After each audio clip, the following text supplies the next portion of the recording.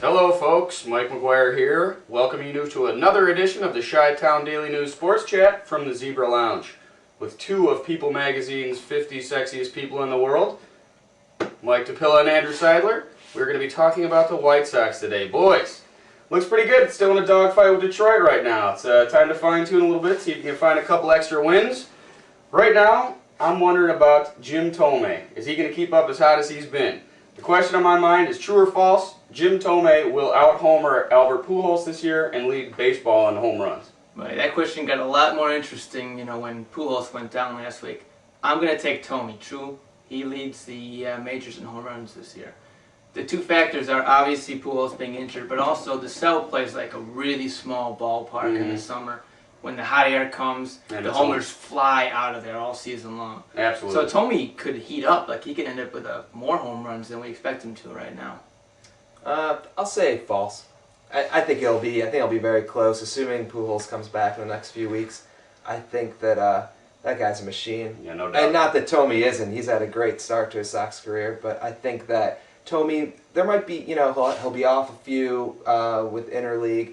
And I think he'll have some bumps and bruises. I think he'll slow down a little later in the season. They might rest him a little, assuming that the playoffs are in their future. So I'll say false, but I think he'll be close all the way. He's got the protection in the lineup. Absolutely. Canetco and Dye hitting so well, they're going to have to pitch to him. Sure. So if he keeps seeing good pitches, he's going to keep hitting them out. Yeah, and I'm talking about the difference between 45, 50 homers or something. I'm not predicting any sort of major downturn for Jim Thome. Both Canetco and Dye are killing the ball too. Oh, They're pushing 50 RBIs, and the run production's there beyond batting average and home runs. The statistics you care about is seeing people crossing the plate, and all three of those guys are doing the job. Things looking pretty good for the White Sox. True or false? They're going to repeat as Central Division champs this year.